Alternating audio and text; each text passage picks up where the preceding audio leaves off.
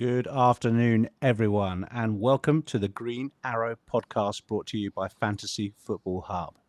Our regular host, Fergi, is out enjoying himself at the Cheltenham Festival this week, but never fear, I am joined by two very special guests to help us preview Gameweek 30 in FPL. Making his debut on this side of the pod is our brilliant producer, Scott Harris. So welcome, Scott. I'll come to you shortly. Scott is no stranger to podcasting. He's got his own podcast, The Dream Team Tonic, which is focused around Sun Dream Team. So I've been listening back to that in the last couple of days, knowing he was coming on, and he's a real smooth operator. So great to have you on. And I'll be asking you about your FPL as well as your Sun Dream Team. So welcome, Scott. But we also have a better known content creator on who's having an absolutely fantastic season as well. Big man Bakar, welcome back for the umpteenth time to Green Arrow. Great to have you back, mate, and thank you for making it today. I know you weren't feeling too good, but thank you for coming on. And perhaps we could start with you. How was your Arrow in game week 29? And also, how's your season been going overall? Hello, Rich. Hello, Scott. Hello, and welcome to all the listeners and viewers. Yeah, the season's been going well. I'm currently ranked 5K, lucky enough to have some jammy defender hauls, some jammy hauls of the bench. It's been smooth sailing so far, but this is where it really gets tricky. And I really sort of like the stage of the season because this is when the engaged managers sort of get their worth in terms of the planning strategy, because there's so many permutations in play. And we'll have a podcast with Ben live on the channel shortly as well. I'll be listening to it very keenly, but I think there's a lot to discuss on the show, and I'm looking forward to being part of this discussion. Good. Welcome, mate. I mean, just on your season so far, I do sometimes watch your videos with Jack, which come out every week, track your team. And one thing I noticed, through most of the season is you always seem to have 4 or 5 transfers saved up. Is that just, because you're ultra patient or whatever? Because I've been going through transfers like they're going out of fashion. I mean, I can't hold on to them. I just have to keep putting out fires. I mean, spend them all on Declan Rice. That's right. I think that is certainly well over the course of the season, because obviously it means that whenever there are injuries in the squad or whenever some players are out of form, it means that I can use 1 or 2 free transfers to navigate my way out of a crisis. So that has really, really helped me this season. And it gives me this sort of comfort blanket heading into a particular game week, because I know even if I come out on the wrong side of variance, I have a set number of transfers up my sleeve to get my way out of trouble. So it does help me psychologically as well. But obviously I've been very lucky as well, because I don't think I've had too many injuries, especially after my wildcard in game week 6. Before that, there were quite a few, but after that, I've been lucky, and generally I am quite patient as well. So it's been a combination of both, I think. Yeah. People like Tarkowski have been in your team for forever, haven't they? And and coming in clutch last week like that was really great. No, really, really good to see. I mean, it's great that you're doing well. I mean, I've got to ask you while we're looking at your team. I mean, 5K now with presumably the three common chips left. You've used your triple captain, have you? You've got 3 chips left of wildcard, free hit, and bench boost. How high do you think you could go? What's your personal aspiration? Because you came 4th, right? You came 4th about 10 years ago, right? Something like that, wasn't it? That's correct. I finished 4th in 2015. I don't want to set my goals too high. I mean, to be very honest, at the start of the season, when I started playing, like, let's say 12, 13 years ago, I thought that 10K was like the gold standard in terms of where I'd want it to be. But over the years, with the growth of social media and how many engaged managers are now playing FPL, and FPL YouTube and Instagram and X growing year by year, it is getting difficult to get higher up the ranks. And I think that at the start of the season, I had revised my, let's say, target to a 20K finish. But now I think I would be quite disappointed if I don't end up within, let's say, the top 5K with the number of chips and with the number of free transfers that I have available, especially with the blanks and doubles still to come, because I still firmly believe that this is actually the stage of the season where the gains will be highest and the variance will be at its best, because you look at a lot of rivals around you or in your mini leagues, and I think the significant difference between you and them will be the planning that will come into play. So I think I would fancy myself for a top 5K finish. You were mentioning 1K off air. I think that'll be a bit of a stretch, but I will do my best. Yeah, Be good rest luck. assured. That sounds definitely within your reach. I'd be surprised if you don't make top 1K from here. But I was up there. I was up there before Christmas, and it's all gone. It's all gone horribly wrong for me. So it can happen. So good luck, mate. I hope you do finish well. And you're having a great season. Scott, if we could just jump ahead to your team, I'll finish up with mine. How are you getting on? I mean, for somebody whose principal game is Sun Dream Team, where you spend most of your focus and time playing for that, quite different format. How are you doing at FPL? I mean, you're 88k. I think you're in your third season of playing. You're well ahead of me now, and we're top of the Hub Team League for a while because I think Bakar's not in that one for some reason. And you're it that doing way. pretty well, mate. How's it going? Yeah, no, it's been good. I had an iffy start, but I think it's probably helped pushing the buttons on this pod at times. So I'm usually at times a little bit reckless. I don't mind taking hits and doing a few bits that probably damaged the team. But I think I might have subbed in Gordon mid game week before he got sent off at one point, before he'd played. And I think you gave me a stern talking to at that point that you got to be more patient. And I think that's worked quite nicely for us. But yeah, of course, with playing Dream Team, watch a lot of football because it's FA Cup last weekend. It's every European game, obviously counts as well. So yeah, definitely does help. But there are a few outlier players like a Gordon maybe, or like a Szoboszlai in my team who seem to be doing a lot in competitions elsewhere, but not so much in the Premier League. So that's something that doesn't always work in my favour. Okay. But no, decent season. Welcome aboard anyway. Welcome aboard. No, decent season. I mean, I've got to ask you, I asked Bakar, where do you hope to finish from 88k? Well, I'd set a target top 100k at the start of the season. I think it was 3 seasons ago. I come 1.8k, really like outstanding rank early doors. And from that point, it's kind of only down. You can't really improve on that. So I came 125 last year. So if I could try and keep finishing within the top 100k, like Bakar says, 100k has almost become the new 10k in a way.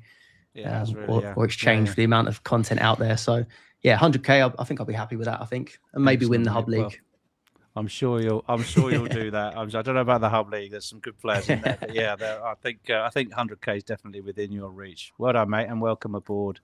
Right, we'll quickly go through my team. I had a shocker of a week last week. After having my first green arrow in 12 weeks, the week before, it all came crashing down. About 3 or 4 of my team didn't actually play. Sanchez decided that he was going to get dropped, or rather the manager decided to drop Sanchez. Harry Wilson didn't recover from his injury, and the stalwart defender Joachim Andersen also didn't play. So I was down to the absolute bare bones on my bench. The only correct decision I made was to put Matty Cash last, who managed to achieve -1 points. So my bench it delivered a total of -1 points, but I managed to just get a team out. And the only good thing about last week really was I saved a transfer. I was able to save a transfer. Senesi was picked and did return 11 points for me. Bruno got 8, but apart from that, everybody else blanked. Enzo got a cheeky assist against Villa off my bench. So that was it really. 50 points. Although there were worse scores than that out there. There were people scoring in the mid 30s. It was a very high variance game week overall, with scores up in the 70s and 80s for people that did well, but also plenty of people who got well below the average. So for me, it was really a week. Fortunately, because of the FA Cup, I was able to just switch off for about 7 days. I just sort of walk away, not look at social media, and just take a break from the game. And actually coming back and preparing for this show, I am, newly enthused. I can thoroughly recommend taking a break after a bad game week if you can afford to take a few days away from it.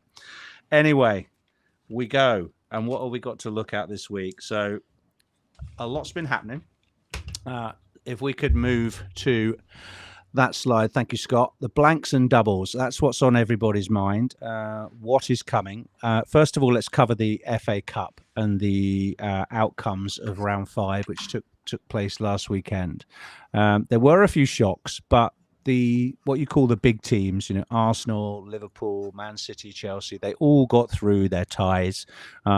Chelsea were given a hell of a scare by Wrexham, but they got through. And most importantly, they were kept apart in the round 6 draw. So now theoretically, apart from Man City playing Liverpool and one of those two going through to the semi-finals, Arsenal face an easy tie against Southampton, and Chelsea face an easy tie in round 6 against Port Vale. You would expect those two teams to go through. I think they're given over a 90% chance of making the semi-finals. The Liverpool City game is much closer to call. About 60-40 is the bookies' odds in favour of Man City, but that's a very difficult one to predict, and Liverpool obviously could win through. West Ham will play Leeds in an all Premiership tie, but there's less pressure on either of those teams going through creating a double game week. So the content hasn't really been talking very much about that West Ham Leeds outcome. On the right hand side of this slide is what I'd describe as the most likely double game week 33 fixtures that we could get.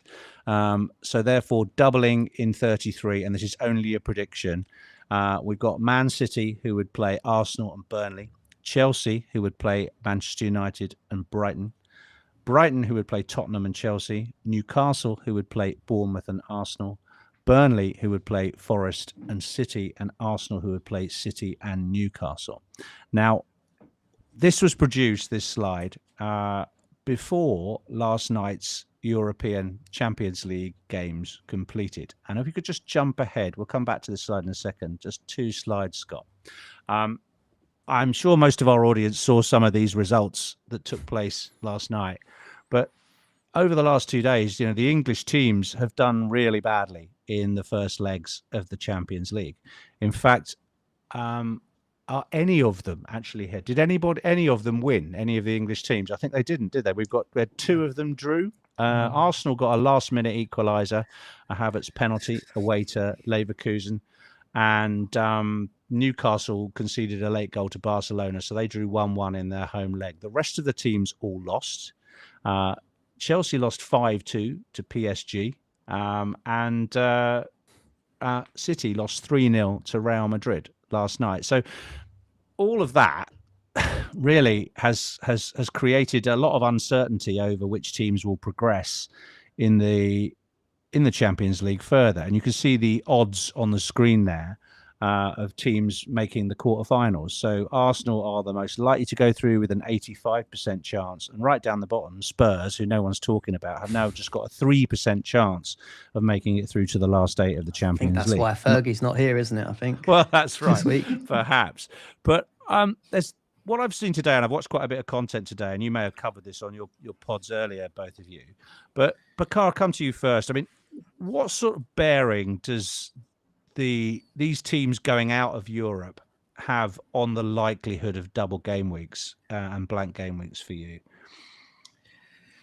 Rich, from what I hear, the chances of the doubles or more doubles happening later in the season does decrease. So as we can see in the image on the screen, Game Week 33 is likely to be the biggest double game week this season. But then in 36, we may or may not get any doubles. And obviously, we will only get some clarity after the Champions League games next midweek, but further clarity between Game Week 31 and 32, which is going to be like a 3-week window after the FA Cup results and all, because that is when the picture of the fixture schedule later of the blanks and doubles will really become apparent. How we should take that into account right now is that I think Game Week 30, even 31 to a large extent, should be weeks where most of us should be, if possible, rolling our transfers to be able to get in a position where we can then react with the double and blank information later. And then we can formulate whatever strategy I think suits our teams. I think that is probably the strategy that I would follow, and I would recommend a lot of people to follow suit as well. Mm-hmm. Yeah. No, that's definitely true. I think trying to there's limited value, isn't there, in trying to lock in a chip strategy now, or lock in, transfers for any weeks beyond game week 31, at this stage. You might want to take a look at fixtures in game week 32 to see if that gives you more flexibility to maybe not use a chip there. But at the moment, it just seems like we don't like it, but we've got to wait. We have to wait until the next round of cup matches takes place, which take place after the next international break. So after next weekend, we're going to have almost 2 weeks of international football while the European World Cup playoffs take place. Then we'll have a round of FA Cup. And then I think we've got the first leg of the next round of the European fixtures, haven't we, before we get game week 32. So there's an enormous amount of football that's got to be played before that 32 deadline, which is sometime around the middle of April, something like 11th of April. So it's a long way off. We're doing this pod today on the 12th of March. It's almost a month away, that game week 32 deadline. So yeah, a lot of speculation, a lot of probabilities out there. And this graphic from Ben that's on the screen is actually, very useful, because he's added a layer of sensible subjectivity to it. And if you see on here, the orange fixtures in game week 33 are classed as likely double game weeks. It doesn't mean they're certain. It doesn't mean they're confirmed. It's just that they're more likely to be put into that week than others. And he covers himself to an extent with the Liverpool and City fixture by just classifying those with less probability in blue, and says that they're possible. So they have a 35 to 55% chance of doubling in that game week. So really, the teams that are more certain are Arsenal and Chelsea, and their opponents in that second game for having a double. And the less likely ones to double are, it's shown in white here. So that's if they possibly move the West Ham game, or the West Ham and Leeds game, if Leeds were to go through or West Ham to go through, and they were to move that double to 33. It's possible, but it's given a very, very low likelihood, because there's no pressure on the Premier League to move that fixture. It could just stay in game week 34. My thoughts maybe were that if a large number of teams were to exit Europe, as per the previous slide we were looking at, that there could be less pressure on them to move ties back into, or move Premier League games into game week 33, and we might not see many doubles at all. They could just leave things in game week 34.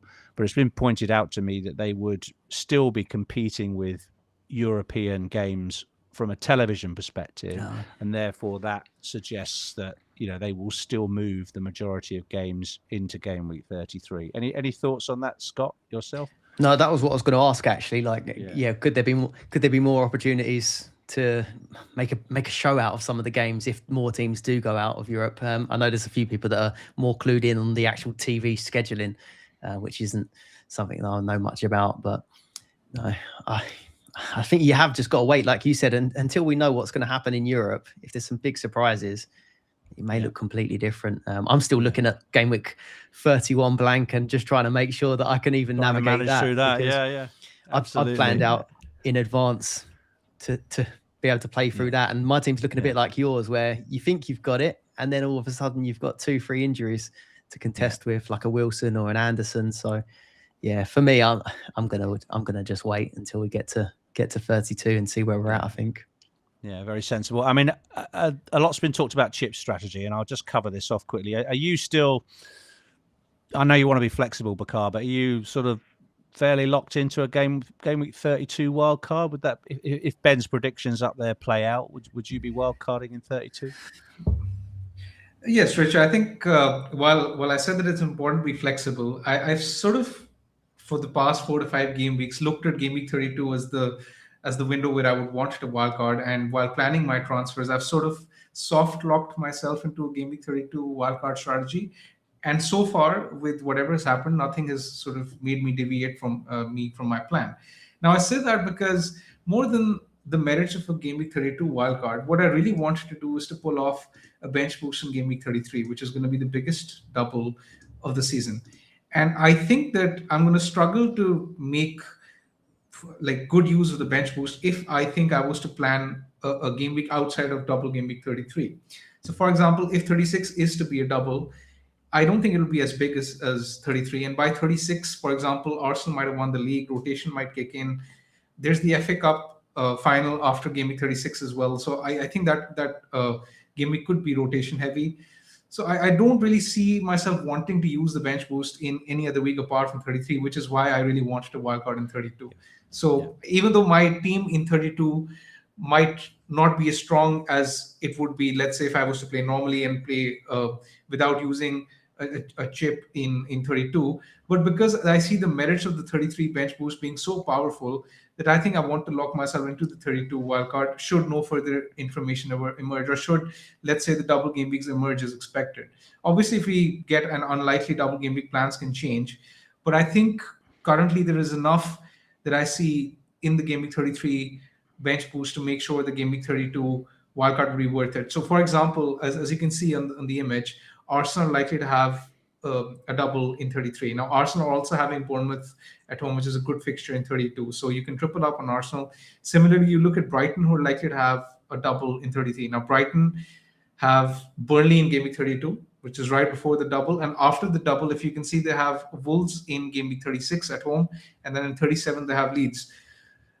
Similarly, Newcastle have a decent end of the season as well, where their fixtures are fine. So I can see a lot of things sort of working in tandem with that strategy in Game Week 32 to ensure that that strategy is worth it. And obviously, because 34 is the bigger blank, a strategy where I wildcard in 32, then bench boost in the bigger double in 33, and then free hit in the bigger blank in 34. I think that strategy sort of fits in seamlessly with the transition we'll get after the news emerges. Very good. Very well summarized. Thank you. I don't disagree with any of what you said at all there. I think if you've got the wild card and the bench boost and the free hit, which seems to be the most template setup that we have across the Engage Manager base, those seem like the three logical weeks to play. I mean, there has been quite a bit of talk this week on other content about waiting a week, to your point, Bakar, some of the teams might be set up a lot at the moment with a lot of Brentford players, a lot of Manchester United players and that sort of thing. So people won't dislike their game week 32 teams if they come into that week and they're fairly sort of template in nature. Liverpool have a good game that week against Fulham, and if you're stacked on Liverpool, you might be stacking on them this week for the Tottenham game, and you're going to come out with 8 or 9 players that you really like in game week 32. So the temptation to leave it another week and possibly wild card in game week 33, it's not a bad strategy, but you won't be maxing on that bench boost simply on volume of games. And really, game week 33 looks like the only week that you will be able to max out your double game weeks, I think. Scott, any alternate thoughts on different strategies? That's just what's worrying me, to be honest. I'm still staying on that strategy, but like you say, when you start to look at what you would wildcard in 32, I've got Bruno already. I'm sure you guys have as well. You kind of don't want to take him out for Leeds. I mean, you could use a transfer switching him the week after. And then I've got the triple Liverpool already, which looks nice. I've got Thiago, looks nice for 32. And then you'll be bringing in, I guess, triple City, if it goes the way we expect. And then they're going to be against, wasn't it, Chelsea for that week? Yeah. I think it is. Yeah. So, I think that's the other downside. I've seen content says, do you want to have 6 players for one fixture? You want it's not Chelsea ideal, City, but you can bench a couple, and it could be a 2-2, and your players might score points. I mean, it's not ideal, but there's a hell of a lot in there that is ideal, isn't there? If you look at it in the positive, you've got 3 massive teams in Arsenal, or 4 in Arsenal, Chelsea, City, and Liverpool, 3 of whom are going to have a double game week, and enough in the minor teams like Burnley and Brighton to make up your bench. So there's a lot in there to be cheerful about, I have to say. Yeah. Cool. Scott made an excellent point regarding United's fixture in 32, which is Leeds at home. And now why I think that is pertinent is because that's a week where City are playing Chelsea, right?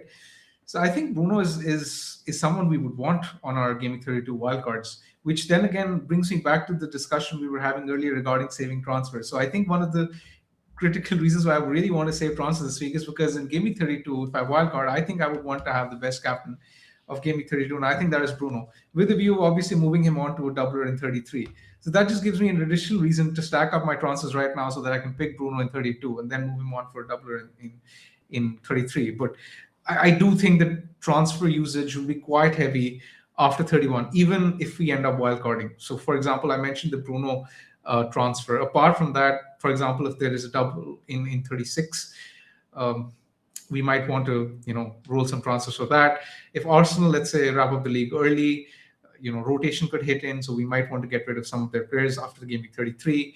Similarly, if Burnley or Wolves are sort of done by then, maybe they could become fixtures to target. If they have nothing to play for, they could be sort of easy games to target. And differentials generally come into play at the back end of the season generally as well. So I can see a lot of sort of transfer usage later on, which makes saving transfers right now quite sort of critical, in my opinion. Yeah, good points. Okay, well, look, that's the doubles. Hopefully that's given people a lot to think about, but I would say the general advice would be, if you can, just focus on game week 31, not worry about game week 32 so much and your chips until that information comes in during April. That will be the best play. But we still have blank game week 31 to navigate, and there are many teams that I've seen out there that are ill prepared for that blank next week. I mean, there is still, I think, maybe an increased possibility. I think Crystal Palace are playing very shortly, and if they were to go out of Europe along with the expected Manchester City, we could still see Manchester City and Crystal Palace having their fixture take place at some point during game week 31. But assuming Palace do win through, that game is also likely to be postponed. So we see 4 blanks on the ticker here for Palace, Arsenal, City, and Wolves. And we've been seeing that for some weeks now, but we're rapidly approaching game week 31, and most people have been trying to, if they can, to save transfers coming up to that week so they can start to offload their blanking players. I mean, I'll come to you first, Scott. How many blankers have you got for game week 31 as we stand? So I can navigate it now as it is with having 3 on the bench, like 3 subbed on the bench. I have got Sanchez and Dubravka, so I'll have to start Dubravka. But one of them's Wilson, and one of them is Mukiele. So, although I thought I'd done an okay job on it, I'm now kind of waiting to see whether these guys are going to be reliable for the blank. So, I think I did lose a few points in the process. I did the Timber to Virgil van Dijk switch. So got the Virgil goal, but then obviously missed Timber doing quite well. Timber's 2 hauls, yeah, me too. I think I took out Rice as well before he did he get an assist in one of the games? I might get my formats. Yeah, he's been muddled. ticking along. Yeah. But yeah, I can do it, but it's relying on a couple of injuries coming back. And who are the 3 blanking players you're carrying through or plan? So Haaland, it'll be Haaland, Gabriel. And currently it's Richards from Crystal Palace. Okay, cool. Bakar, are you set on the 3 you're carrying through, or? I have Dubravka coming in for Raya, so I'm not going to count Raya. But apart from that, I have Gabriel, Haaland, and Mark Yu from Chelsea. So that's like 3 confirmed blankers. And on top of that, I have Joachim Anderson from Fulham, who was a bit shaky, to say the least, at this point in time. Yeah, I mean, are you worried there? I think I've got him too. It'll be interesting to see. I think we've just got to wait and see if he comes back in the side this weekend, haven't we? We're really, that apparently, according to Fulham fans, they are either saying he has been dropped, and that thing about him being ill was maybe a smokescreen. I don't know whether that's true, but appears he could have lost his place. So yeah, he's got that plum fixture against Burnley that we're all holding on to him for, which is going to be quite annoying if he doesn't make it, isn't it? Exactly, and I think waiting a week this week for information is best, really. But I mean, most of the fans, if you visit their forums, the fans think that Diop has actually done a really good job ever since he's come in.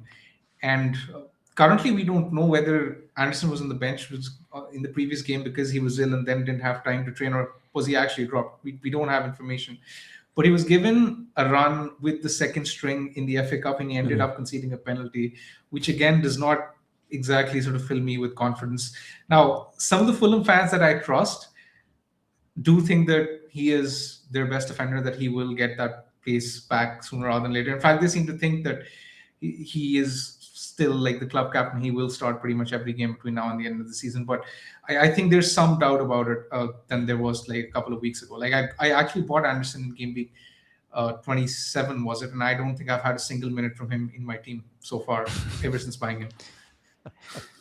Yeah, no, he's had a few 10-pointers, but he's been a frustrating own. I think he's been in my team ever since the beginning, so I've never dropped him, never wildcarded him out or anything like that. But yeah, he is prone to a lot of 1-pointers, definitely, that's for sure. So let's hope he makes it. I'm not sure he won't survive onto a wild card, that's for sure. But let's hope he makes it. I mean, you and I have got Sanchez, Scott. I mean, I was watching the end of the Chelsea fixture last night, and I mean, it's been an unfortunate week for goalkeepers. Kinski of Tottenham had an absolute shocker against Atletico. But yeah, I mean, Jorgensen was definitely trying to emulate him. I mean, he had a couple of really bad errors, gifting one of the goals, and then only because of an offside, he did exactly the same thing and just kicked it straight out up to the middle of the pitch, got intercepted, and another goal went in. So I think Sanchez could come back in this weekend. Yeah, I was going to say, do you think there's a chance? We were already writing him off, but I'd be tempted to start Sanchez at home to Newcastle and just trust the, if he's left out, that he doesn't come on for a cameo. It's unlikely with a goalkeeper, but I don't think he's finished as an asset just yet, because Jorgensen does not look very steady to me. So there's hope there, at least. There's hope there. I mean, looking at the fixtures, I'm sure that saving a transfer is very sensible, but are you looking to make any transfers in this week or next week to strengthen your team, Bakar, looking at those fixtures? Well, I have 5 free transfers to have, so I have to be, sort of forced into a transfer. I don't. Wow. Yeah, I don't want to make a transfer, truth be told. But obviously, I have to sort of prep for game week 31, so I will be making a transfer. Now, I think what I end up doing comes down to what I think about Anderson's minutes. Currently, I have Anderson in my starting lineup, Joachim Anderson. So let's say if I think that he's not starting, or if I don't want to risk, let's say, Anderson in my team, I could do Tarkowski to Senesi, because Bournemouth have Burnley this week, and Senesi is one of the better defenders to own. Or alternatively, I could risk Anderson and just get Calvert-Lewin for Gue, because Calvert-Lewin has Brentford at home in game week 31. I think that's also fine. And that sort of gives me additional flexibility, because it means that I have a playable defender in 31 as well. But I'm really sort of concerned about Anderson this week. So I'm not currently sure which way I go, but it will be a luxury transfer either way, and I really don't want to be making any of those 2 transfers, to be very honest. I think if you look at my team, and if you didn't know that I had 5 free transfers, you would be advising me to roll like 10 out of 10 times. Right. Okay. Well, nice position to be in, but yeah, if you've got to burn one, especially with Gue on the bench, it might be worth sorting that out. How many have you got there, Rich? Transfers. I've got 3. 3 to you, but we'll come on to it, but I may have to use a couple because of flags and other issues. And the Anderson issue is key, I think, for me. If the presser is, suggesting he may not come back in, I might have to make other moves just so I can put him on the bench for game week 31, or have cover for him. I mean, having a sub in game week 31 really does seem quite luxurious, doesn't it? So most people are having to fill their benches with Arsenal and City players. So yeah, but a bench player could be advisable given the flags. And obviously Harry Wilson is another one that most of us are desperate to hear about in terms of whether or not he comes back in this week. All right. Look, it's a good week to roll. Depending if you're not as lucky as me or Bakar and have 3 or 5 transfers, then if you've got 1, you definitely want to be rolling 1 and taking 2 into next week. I would say as a minimum. Are you only on 1? Yeah, 1 transfer at the minute. So I think I'm going to need to save them just in case Mukiele doesn't come back, and if Wilson's a problem. Yeah. Okay. All right. Well, look, let's skip ahead of the long-term view. I think we've taken enough time and go on to transfer targets, because I've got to bring up the slightly more aggressive strategy now. It's all right if you're sitting at 5k where Bakar is, and you want to play defensively and patient, you don't have to force it, you don't have to push it. If you're languishing and you're not going to be using your chips for another 3 or 4 weeks, you're running out of season to make up ground. So some people want to go more aggressive. The subject has come up this week in most content about whether or not to sell Erling Haaland. He has blanked 2 weeks in a row. He blanked against Real Madrid last night, and he got about 10 touches in the whole game, I think. So with Tottenham in absolute disarray, Liverpool play them this weekend, which is why there's 3 Liverpool players in the picks here. If you don't own Ekitike yet, for instance, he would be a very tempting downgrade of Haaland. But the man right in the front is someone who's probably arguably the best fantasy asset in FPL over the last 10 years. And that's Mo Salah. And some people have been talking about doing the switcheroo between Haaland and Salah this week. Bakar, what are your thoughts on this? I mean, this is quite an aggressive play. Have you considered selling Haaland this week at all? Rich, I was very high on making that transfer in the previous week when Haaland was a doubt at home to Nottingham Forest. This week, it's a bit tricky for me to execute in my team because it would mean selling Declan Rice, who's playing Everton at home, and I don't think Arsenal assets should be sold this week because Everton at home is quite a easy fixture on the slate. Also, the fact that Salah got subbed around the 59-minute mark does not exactly inspire me with a lot of confidence. Now, I do think that he will start against Spurs, but because Salah hasn't been that great recently, I'm not sure whether his minutes are any better than Haaland's, for example. And I think that if I was to guess, I would expect both Salah and Haaland to start this week. But I don't necessarily think that one is superior than the other for me to make 2 transfers for the switcheroo. Mm-hmm. Okay. I mean, that's interesting because you've got, people would argue you've got transfers to burn. You have to burn one. And going down to, would you if you spent 2, you'd have 4 next week, would you? It would hardly put you in a difficult position. But that's interesting take that you still feel conservative enough to not go for that move to protect transfers partly. You see what I'm saying? I mean, I do understand where you're coming from, but if I let's say if I sort of had this belief that Salah was the best captain this week, and if I thought that his minutes were much better than Haaland's, then I would feel much more confident in the usage of 2 free transfers. And because of what I sort of mentioned earlier as to the usage of transfers, I think will be quite heavy in the weeks to come. Yeah. Maybe even in Game Week 31. I mean, any injury would force me into a transfer. Or let's say if Anderson was to get dropped and if we think that he's not going to start, I would be using transfers in 31 anyway. So I don't see the upside to merit the use of a transfer. I don't think I will be captaining Haaland this week, spoiler alert. But I don't think that he's that bad that Salah's like a big upgrade on him this week, even though Salah's playing Spurs. That's fair. I don't really fancy Salah at all myself. It's more not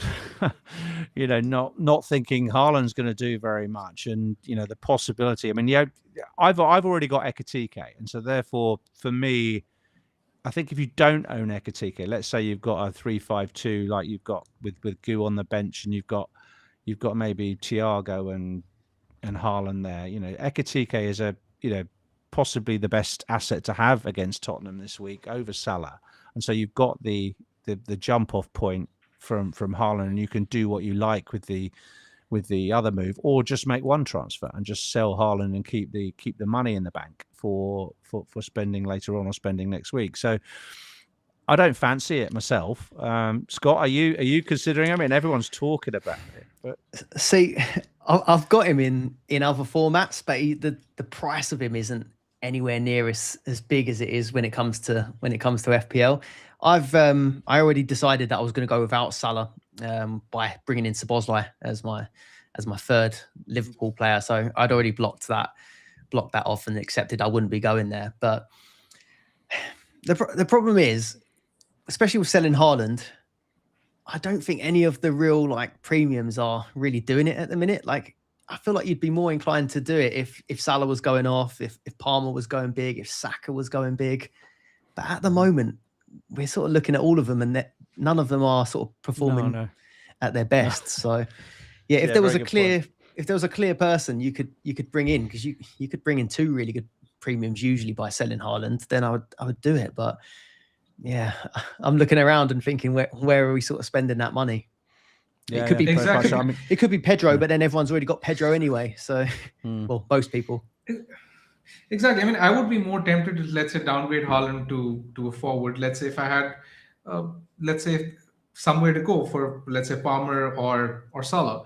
But if you look at the fixture slate in 31, the best fixtures are coming from Fulham, who are at home to Burnley, and Newcastle, who are at home to Sunderland, and their assets are easily affordable. So the cash saving isn't exactly a factor. No, true. I mean, the other person on the back of this chart is a player that I've been wanting to bring in for a couple of weeks. I only really stopped from bringing him in last week because some of my flags disappeared and I was able to roll. But Marcus Tavernier. Now, for those of you that may not have seen a short video clip from earlier in the season, Tavernier, I think, is he still in your team at the moment, Bakar, or you moved him on? I mean, he was only in my team for 1 week, and it turned out that as soon as I posted that infamous video, poor guy got injured, and I never got to only moved him on again. But I think he's a fantastic. Yeah, he's a fantastic buy this week, Rich. If you're looking to buy him, I think. Yeah, I think he's 5.3 mil. If you have, I think he was slot of will. Yeah. Very unlucky not to get a major haul last weekend. I think he struck the woodwork twice with outside the box efforts. Really attacking, loads of chance creation, and a great enabler. Yeah, so Marcus Tavernier is certainly somebody I've got my eye on for bringing in this week. I mean, like you though, I'd probably, because I want to do something else, I would probably have to sell Declan Rice for him. And Declan Rice is someone that people are laughing at me because I've sold him and traded him so many times, this season, mainly when he's been flagged or potentially injured. But this will be the 4th time I've sold Declan Rice if I sell him against Everton. And is Tavernier a better bet this week or a better bet over the next 2 weeks? Obviously, he has a game week 31 fixture. It helps me out there. It gives me a little bit of bench flexibility, but is he going to outscore Declan Rice this week against Everton? I'm not sure. About that. Rice has a fairly high floor. Obviously, with the DEFCONs and the set pieces, like he's a great pick. But I sold Rice as an Arsenal fan as well last week. Yeah. For Szoboszlai, just because watching every Arsenal game, like when he used to sort of play as that like left 8, he was actually had a bit of open play threat as well. But currently, it seems like Zubimendi just pushes on a little bit more, and Rice is always just picking it up off the defenders. So I kind of got frustrated watching him on the eye test, and it didn't really feel like he was getting in those attacking positions that he was earlier in the season. So I would do the Tavernier move personally. Yeah, I don't have a Bournemouth attacker or Brentford attacker outside of Thiago, and I'm kind of looking at a few teams a bit jealous. That's one of the reasons I love doing this pod, is it sharpens up my game for the coming weekend. So thank you for that. I think that's. I would actually.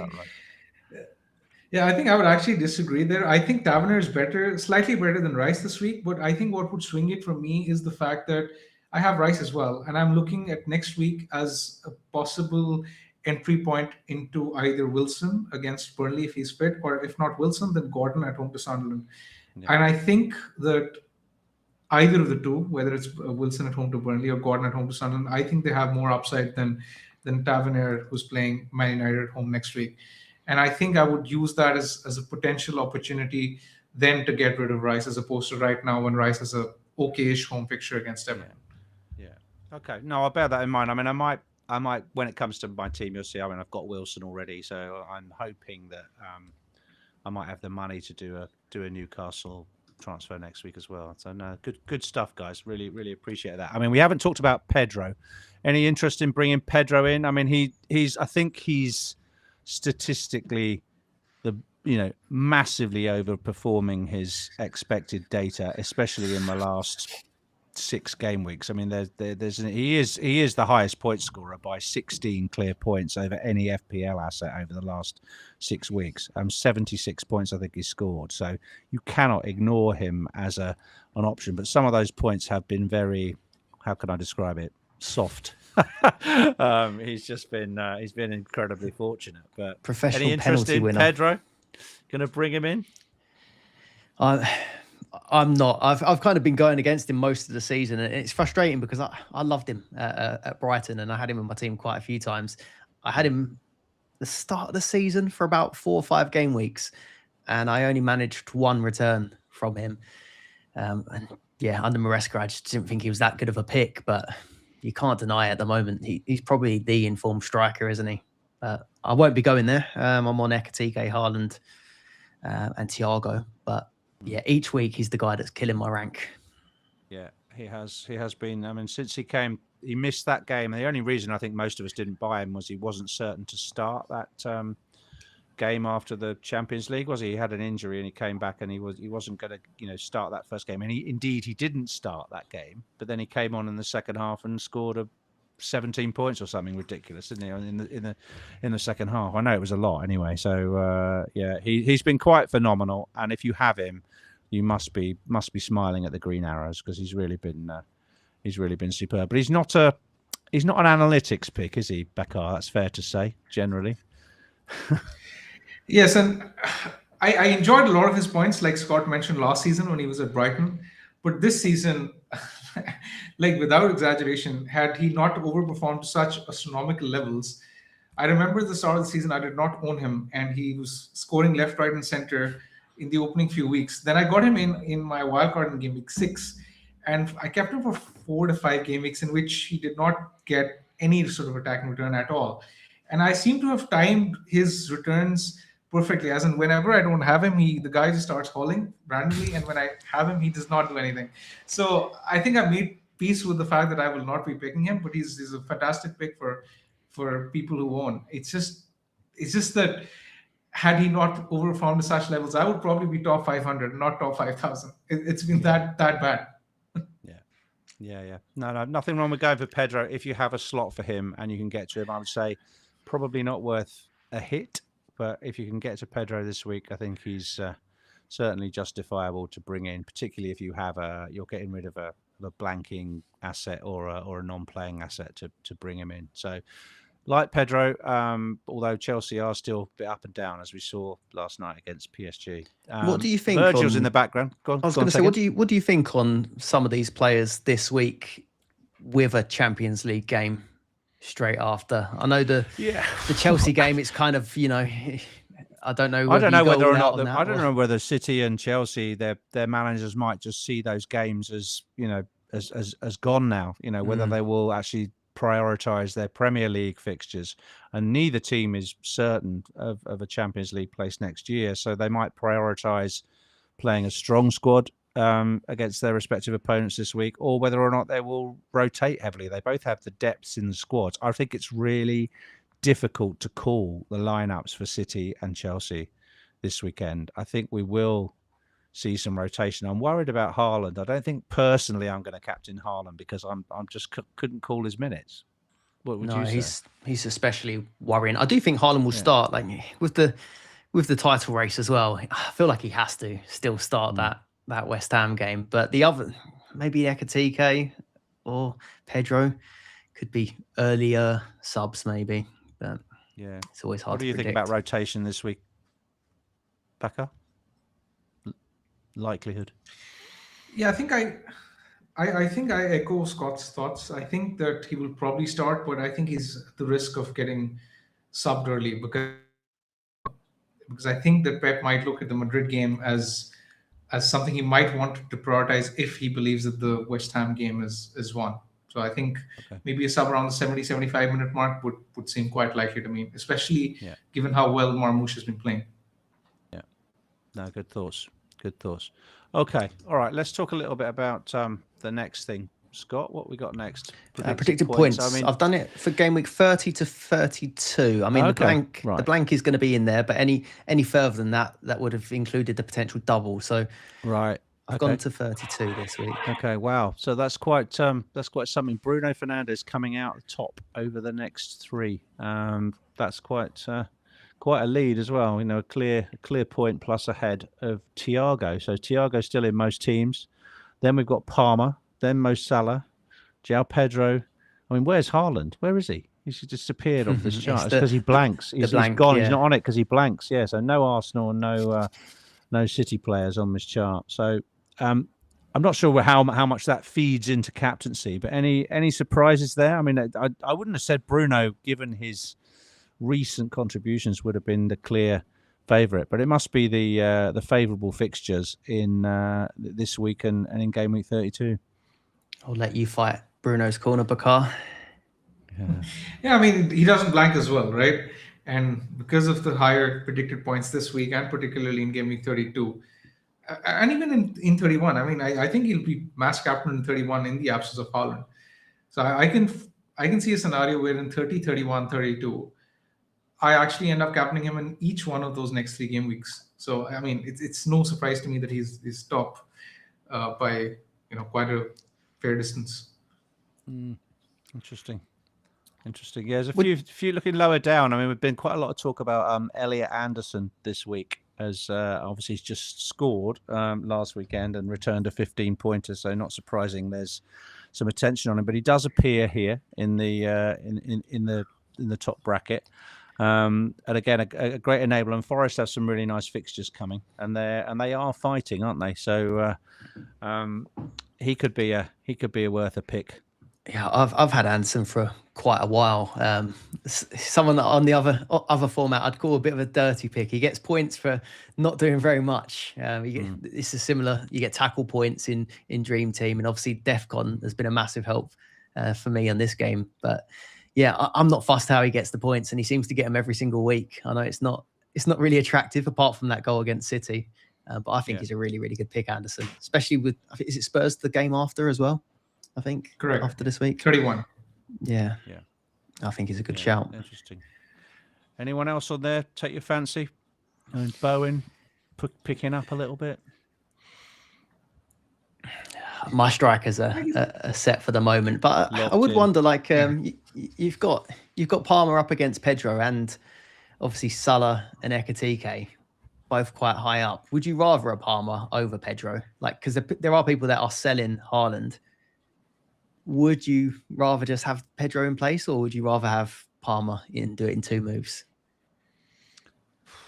I think good question. I think I would split it. If I was going to do a double transfer, I would buy one Chelsea, one Liverpool asset, and I might do Pedro and Wirtz or something like that, or Pedro and if I could, just because I could afford Salah, I probably would, and just hope for that kind of nostalgia brace against Tottenham, something like that. But I think the cheaper mids are just as good in terms of their performance this season. So you've got Szoboszlai, Wirtz is coming back. For a couple of weeks before you wildcard, I think either of those could do fine. But I would probably go for Pedro if I owned Ekitike already. But I would swap Haaland to Ekitike, and then I'd maybe go Palmer if it was affordable from there.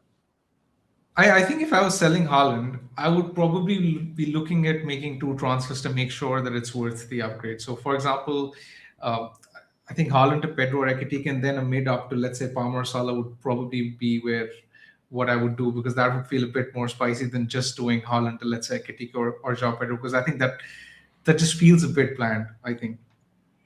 Especially when Haaland has West Ham this week. Yeah, it could go horribly wrong. Yeah. Yeah, and I think for me, my second half of my season has all been about, I don't know, you may haven't experienced this as much, Bakar, but I have owned a player and I've managed to time selling him just before he's hauled like a couple of times. So this has happened to me a lot. This has happened to me with Timber. This has happened to me with O'Reilly. This has happened to me with Thiago. This just keeps on happening to me. And every time I sell a player, he then, and often with good reason, like he's flagged or he's injured, or great run of fixtures is coming for the player I'm buying. It's always good logic to it, but I've been punished really badly by the guy I'm selling. And are you trying to? Yeah. Are you trying to infer by any chance that I should keep Rice at home to Everton because he's the one you're selling? Well, believe me, I think it's not a bad shout, because if I let him go, he's going to haul. I think he did do that to me when I sold him. He brought a 17-pointer in the week after I sold him. Yeah, so he's another one who's done it to me. So that was the I know it's happening. brace, wasn't it? I know it's not just happening to me, by the way. I know it's happening to a lot of you out there. But I didn't put the God, violin I've music never known on. a season like it. Yeah, we need the violin music. I know. Terrible. All right, let's move on. What have we got I don't next? know how relevant these two are at the minute. We've spoken a lot about chip strategy already. We always put the AI wildcard and the AI free hit in, but the advice has got to be just to keep them. So unless you just want to see if there's anyone that you kind of feel like is over, what you might want in your team. I think unless you are absolutely on your knees, I would keep those two chips until after game week 31. I mean, it might be that game week 31 free hit is necessary for some because they've got 8 or 9 players and just haven't prepared, and they've got a stack of injuries. So free hit next week might be relevant. But yeah, looking at as you say, there's a few. What this does do is highlight who the immediate high upside picks are. So I'm surprised Enzo makes the team. That's good because I've still got him and I've been looking to get rid. Pedro makes it. Ekitike doesn't make it. Would be something I pick up from there. Anderson, who we've just mentioned. It's a nice team. I mean, I like it this week more than others. And Hill gets in over Senesi for budget reasons. Yeah, I like it. It's not a bad wild card, is it? It's pretty good. I guess they're just leaving out players that obviously are going to blank in 31, so they have to be a little bit careful about who they do pick. Yeah. Straight onto the free hit. Yeah. Just have a quick look at the free hit and how that differs. So we've got Kelleher in goal on the free hit, Gabriel and Timber at the back, Ballard and Van der Berg. I was going to ask this about Brentford defenders. Are there any Brentford defenders you'd possibly consider if you're like me and you've got a Mukiele maybe, or Kelleher in goal if Sanchez does end up being a problem? Would you go in either of those? Probably more likely to get Kelleher. Yeah, I think Brentford defenders are a bit flaky, to say the least, because, I mean, Ayer, Vandenberg, Collins, they seem to get pretty much rotated week in, week out. I think if I was picking on maybe Vandenberg, it appears to be the safest, but I say that with zero confidence. And as someone who's potentially in the market for a defender this week, I think I'm looking at realistically a Bournemouth defender, someone like Senesi, if I am to buy a defender. And even I don't like that personally because the Bournemouth fixture against United in 31. Yeah, there's Coyote, isn't there, as well? He's probably like pretty nailed, but doesn't get any DEFCON, and that's what you want at that price point, isn't it? You just can't be quite sure who he's going to pick in the central defensive position. So what's comments in the chat are quite valid, really. No Liverpool. No Liverpool, and I'm quite surprised at that it hasn't seen the full upside in that. Maybe it just rates the Tottenham fixture higher than their current predicament. But you'd think there would be, that's a shock. That Virgil would make it. You'd think that Ekitike would make it in there. But such is the upside on João Pedro and Thiago. Maybe he edges them out. But yeah, interesting how Rice makes it as well. So strongly fancied Arsenal at home to Everton, aren't they? But yeah, I love him. We'll look into why Liverpool didn't make that. Because it's very valid feedback. Okay, let's move on. What have we got? Captaincy next? Oh no, Scott is a punt. Right, over to you, buddy. Taking over from Fergie's punt of the week. This is harder for me because I don't take too many of these throughout the season. I do tend to go for the more sort of template and sensible picks. But this player is a midfielder. I think a lot of people do think that he's probably quite expensive at 7.3. He's the talisman of his team. He's in a relegation side, so still plenty of stuff to play for. But at 7.3, you might want to go from maybe one Morgan to another and possibly do Morgan Rogers to Morgan Gibbs-White. I think he's had back-to-back goals. I think the fixtures look pretty good with Fulham at home and Tottenham away the week after. Possibly on pens, but he has missed a few. But I would have gone Anderson, but I don't think you can put Anderson in punt territory because that's just steady points. I thought, what would Fergie do? He'd go for someone that's going to probably at least score a couple of goals or score a goal. So I've gone for Gibbs White as my punt of the week there. Very good. And how many points is he expected to score? Oh, I've not got his expected points on there. Okay. All right. No, Well, that's the machine pick. That's a machine pick. That's all I really have to go on. Is I have to look for the people that are just undercutting the one of the thresholds, like a clean sheet or a goal point or something like that. So nice pick, mate. I think he could do very well. And Forest, as I say, are really fighting. They're in there fighting with Leeds and Tottenham for that third relegation spot. I quite fancy them to stay up. Actually, do you? Spurs have got no fight at the moment. They look in big trouble. So we'll have to wait and see how they get on. But yeah, West Ham, Nottingham Forest, and even Wolves down there are giving it a real good go, aren't they? Yeah, they are. Any punts, Bakar, that you'd throw in the mix? I know we didn't prepare you for this. I think maybe Tavernier, but I think Tavernier is also quite he's relatively highly owned in the engaged community. So I think Gibbs White is a really good pick, really. We'll move on to your machine.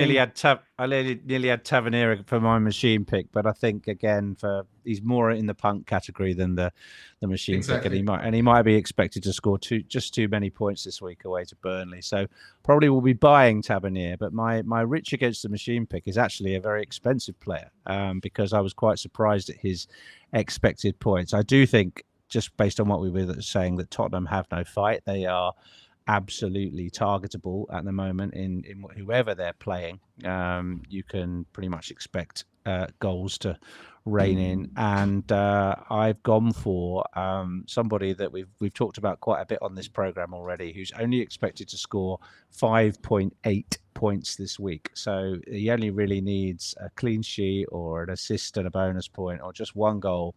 And so I've gone for Mo Salah as my Rich against the machine pick this week, just due to the fact that the Hub AI does not fancy him too much at the moment based on his current form, although his form has been picking up in recent weeks. And I think he scored last week, even though Liverpool lost. And I think I can get away with picking Mo Salah as my against the machine pick because it is flying under the radar a little bit, and he didn't make it onto the free hit team, and I think I'd have probably put him in my free hit team if I was free hitting this week. So Salah's my Rich against the machine pick, and let's see how he goes against Tottenham this weekend. I think it could be a big one. Could be 4 or 5-0 that one. I do think it's one of those where if you forget and stop comparing Salah to old Salah, if this was just an unnamed player, I think you wouldn't feel too bad about picking it, but it's because of that expectation from previous seasons. Like I mentioned, I've had him in other formats, and he's scored in like back-to-back FA Cup games. He's got a few returns in like Champions League, so it doesn't feel as bad in that game. But from a Premier League standpoint, he really hasn't done too much. Am I saying buy him? No. Am I saying sell Haaland and get him? No. But if you want to take it on, it's not the worst thing. It's not the worst thing to do this week. Cool. All right, let's move it on. Conscious of time. Let's go. Captain, this is a big one. Big discussion. All right, going to come to you, Bakar. This is wide open this week. Really, really tricky to nail it. But who you thinking you're going to go for? I think I'm going to go with Fernandes. I think there are a lot of options this week. You're right. It's absolutely open in terms of the options. There's Haaland, there's Salah, Ekitike, Fernandes, even Thiago at home to Wolves.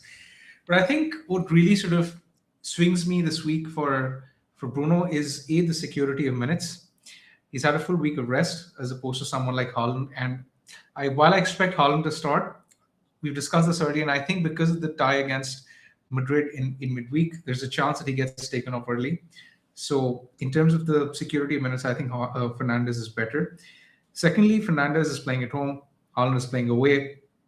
If you look at Fernandes's numbers under Carrick, he's operating at 0.7 XGI per 90. And in that spell from Game Week 22 onwards, Haaland has dropped off quite a bit. He's operating at 0.5 XGI per 90.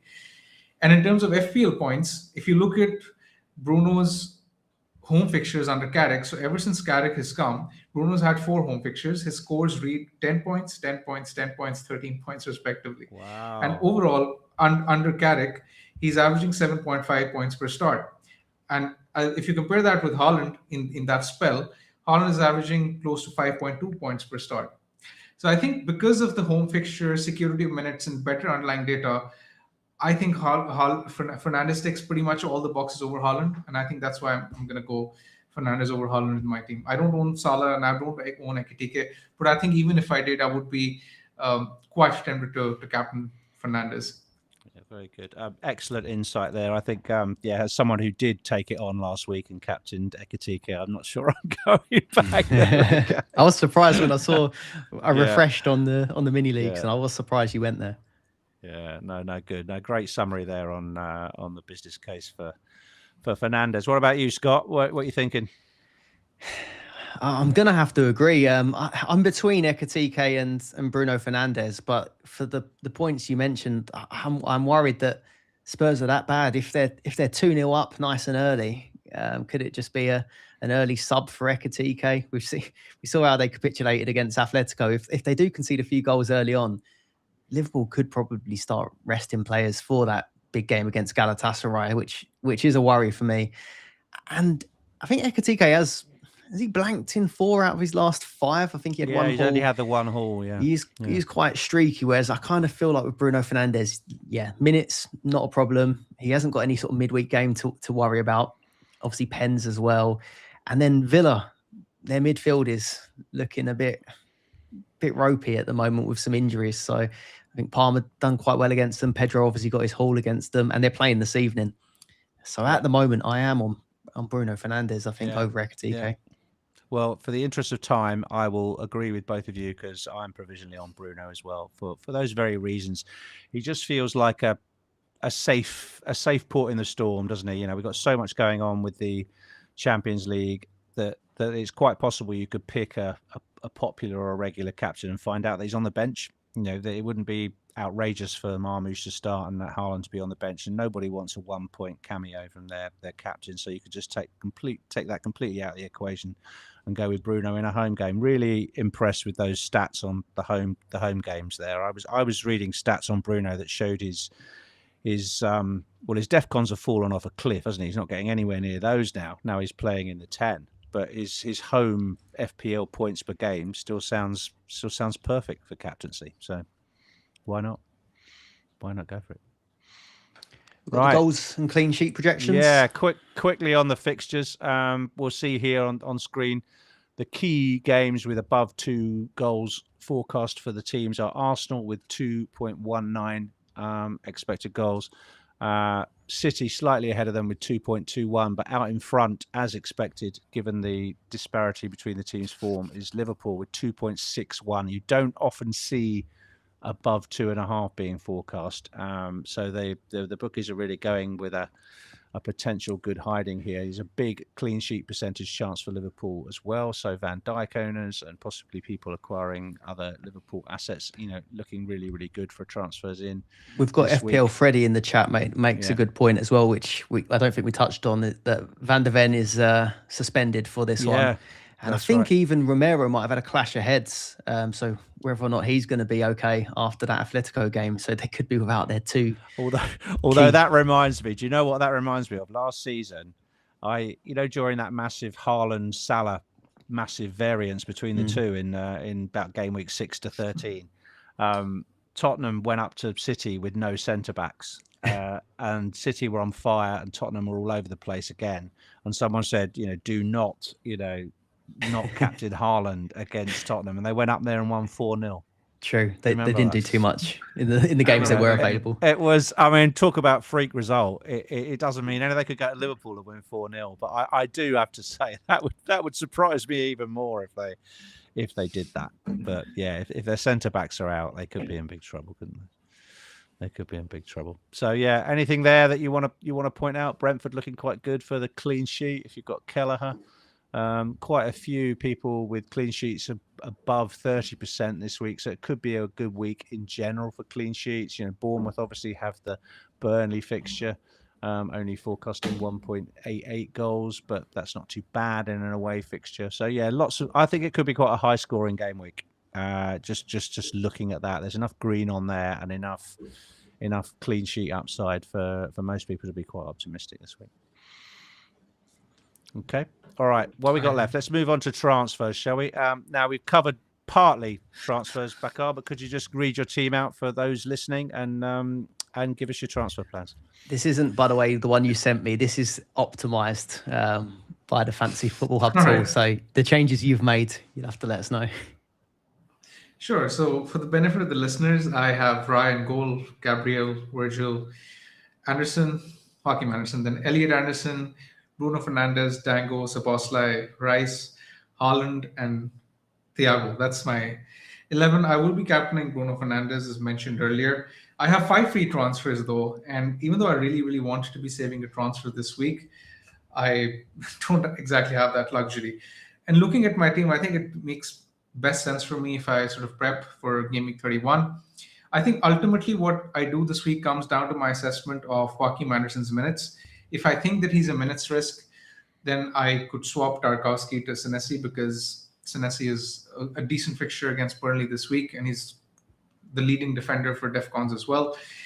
But if I think that Anderson is fine to start, or if we have a positive comment in the press conference regarding him, then maybe I can do something like Guiu to Calvert-Lewin to give myself further flexibility in 31 by buying an additional playing outfielder. Very good. Yeah, you're not wasting a transfer there, are you? And Calvert-Lewin could do well next week. Would you play Calvert-Lewin if you brought him in, or would you just keep him on the bench? I would keep him on the bench. I think that transfer is solely for next week. What that gives me is it gives me a playing sub in Tarkowski next week, and it gives me some sort of flexibility because if I'm locked into Senesi this week, then if Anderson isn't playing, or if there's any other injury in my team, then I'm locked into a transfer basically because I don't have a playing sub, and that's something that I really like about the Calvert-Lewin transfer.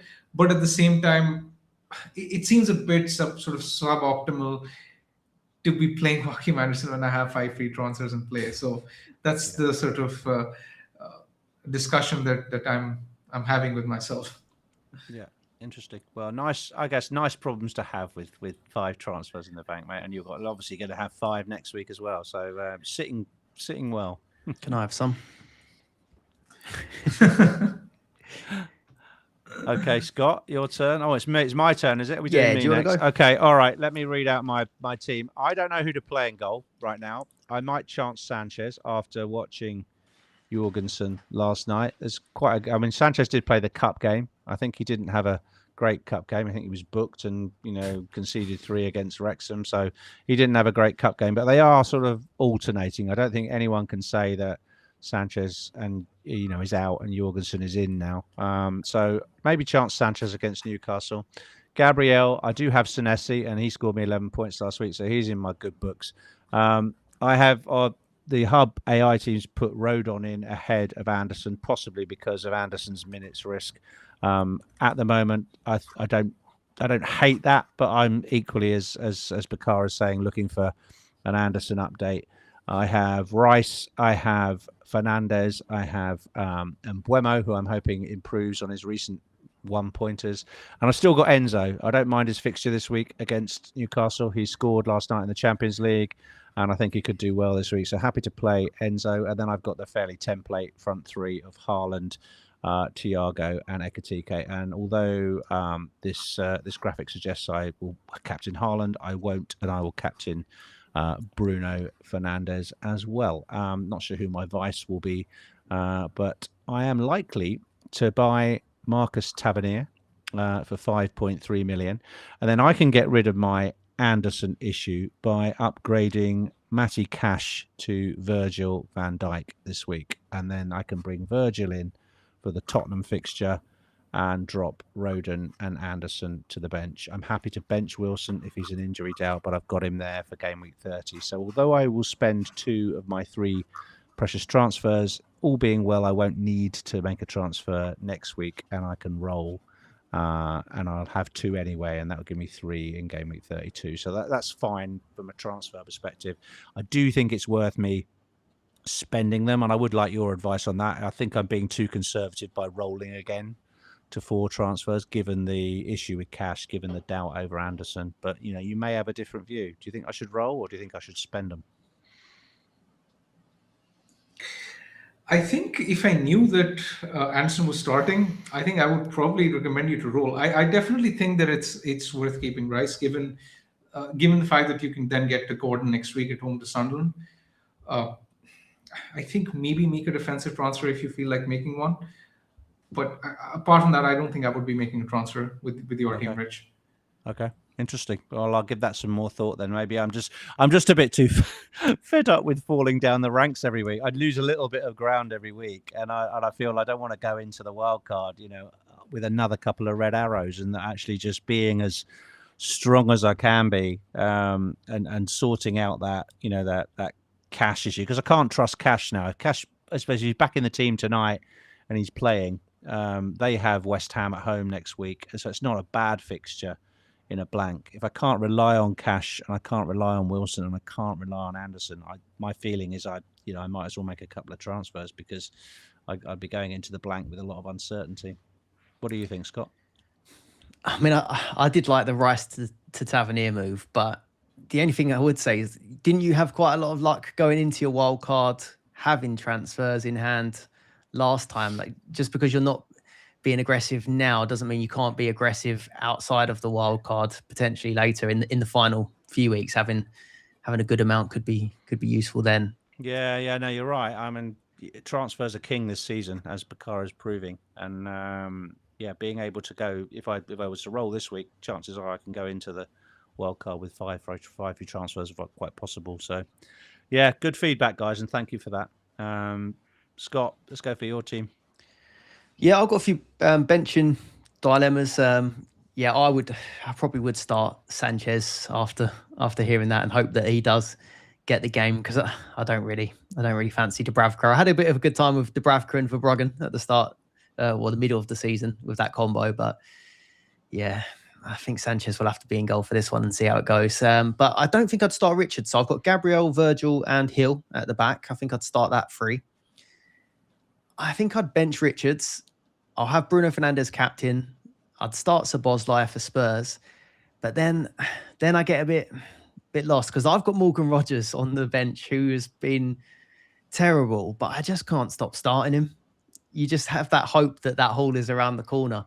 So I think I would start Rogers over Richards, and probably start Wilson reluctantly over Anderson. So I would have Richards and Anderson on the bench. I'd put Anderson first bench. But yeah, what do you think on that benching dilemma? I would start Anderson at home to Fulham, I think. And leave who on the bench out of Rogers and Wilson? I'd bench Wilson. Unless we get a very positive update on his availability, I would bench him, because I think he's probably going to come back and start on the bench if he's got an ankle problem. He might. Rogers starts, doesn't he? He gets 90. Yeah, I just think, and he's, because they're away at Forest. It's they've got a great fixture next week, so he's a keep. But I would say it's okay to put Wilson on the bench, and I would probably, as you say, play 3-4-3 with Anderson and Rogers, and do it that way. Good problem. I completely agree, because I can see Anderson getting like 4 points as a floor pretty much in most games. So you're effectively hoping that Wilson starts and gets at least one attacking return for you to benefit. And I don't think that is I think that's far from a guarantee. So I think I agree with Rich. I would bench Wilson. If I was to guess, I think he would be on the bench as well. And just play Anderson. Anderson, we didn't mention it earlier when we were discussing him. He's playing more of an attacking role under the new manager. He's playing like more of an attacking 8. And his shot numbers have actually gone up in the last few game weeks. I benched him away to City, not expecting much, but he was visibly attacking. As attacking as he could possibly be in that sort of fixture. So, yeah, I don't think I would be benching Anderson. Yeah, I got jam by having him first bench last week, and I still got the point. So maybe that's a sign that he has to start. Yeah, I think put him in. I think you've got scope to put him in, and you've got a nice first sub there in Richards. It's a shame you're almost too strong this week, aren't you? Yeah, I can see the logic in. I mean, maybe Burnley, you maybe bench Hill, but there's not much in it here. I mean, I always tend to go with a homer when there's a tie break, just because there's a more likelihood of a clean. And Richards is pretty good for def cons. They're both pretty good for def cons. I quite like your team actually, mate. You've got a good team there. It's only Sanchez and Mukiele that are issues for you, really. Waiting to see if Mukiele will be okay for the blank. Looking good. Cool. All right. Okay. I think that may be it for this week. Thank you very much for both of you coming in Fergie's absence. Bakar, you've been brilliant. Thank you for your insight as usual. Where can people get hold of you on social media? It's a pleasure, Rich. Thanks for having me. People can find me Bigman Bakar, BIGMAN BAKAR on X and Instagram. Okay, great. Scott, maybe you could just say a couple of words about your pod if people would like to hear your voice again, and let people know how they can contact you. Yeah, if you fancy playing another game where you get all the European fixtures and the cup competitions as well, I'll make a podcast. I've got my own YouTube channel, Dream Team Professor, but I'm also part of a group podcast as well called the Dream Team Tonic. So we podcast twice a week, deadline streams and a normal podcast in the midweek. So do check those one out. Dream Team Tonic and Dream Team Professor podcast. Brilliant. Thanks very much, mate. And I'm on @Rich Clarke FPL on X. If you like the podcast, please leave us a review, a comment, or rate us 5 stars. I think that's what Fergie says at the end. But thank you very much for listening. Fergie and I will be back next week for a blank Game Week 31 special.